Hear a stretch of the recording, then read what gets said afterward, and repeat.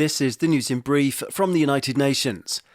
Desperately needed aid operations in Gaza must be protected from attack, the UN's top aid official has warned, amid new reports on Thursday that Palestinians were killed and injured while waiting for supplies in Gaza City. 6 are believed to have died in the Gaza City incident, and 83 more were wounded as they waited for aid at Kuwait roundabout, according to news reports. The development came after Relief Chief Martin Griffiths condemned the bombardment of a warehouse and food distribution centre in southern Rafah on Wednesday that killed at least 1 employee of the UN Agency for Palestinian Refugees, UNRWA, and injured 22 others. How are we to maintain aid operations when our teams and supplies are constantly under threat? The UN Emergency Relief Coordinator said before calling for the war to stop. Echoing that, UNRWA Commissioner General Philippe Lazzarini said that the warehouse hit in the Israeli attack was located in eastern Rafah and was one of the agency's very few remaining distribution points. Mr. Lazzarini warned that food supplies are running out, hunger is widespread and, in some areas, turning into famine. Graphic photos from the warehouse showed a box of supplies covered with blood near the entrance to the facility, but there was minimal damage there and aid is still being sent out, according to UNRWA.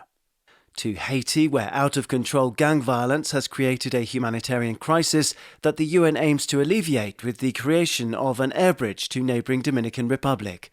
The UN Stabilization Mission in Haiti said on Wednesday that the airbridge would enable the transport of aid and ensure the safe relocation of staff. On the ground, relief agencies remain deeply concerned about the welfare of civilians reliant on aid. According to the UN Office for the Coordination of Humanitarian Affairs, OCHA, more than 400 incidents hampering access have been recorded across the country since the start of 2024, including more than 70 in the first week of March. The situation remains unstable in the Caribbean island nation following the recent resignation of Prime Minister Ariel Henry, particularly in the communes of Carrefour, Port-au-Prince and Cité Soleil, while the airport, schools and health facilities remain closed in the Port-au-Prince metropolitan area. According to the UN Migration Agency IOM, 362,000 people are displaced in Haiti, including 15,000 newly homeless in Port-au-Prince.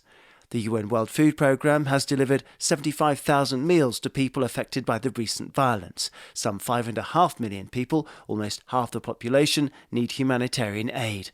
But the UN's 2024 humanitarian appeal for $674 million is funded at less than 3%.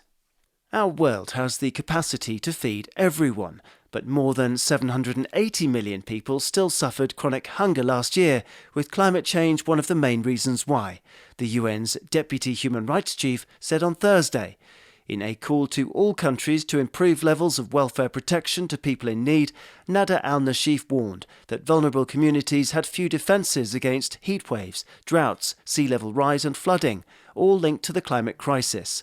Citing data from the Food and Agricultural Organization, FAO, Ms. al-Nashif said that last year, more than 333 million people faced acute levels of food insecurity.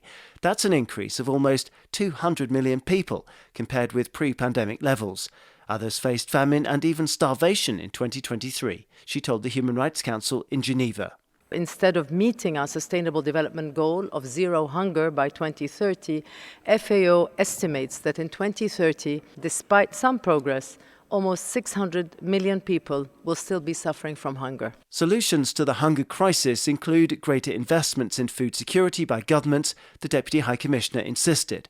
But she also noted that some 3.3 billion people today live in countries that have to pay more money to service foreign debt than they spend on education or health.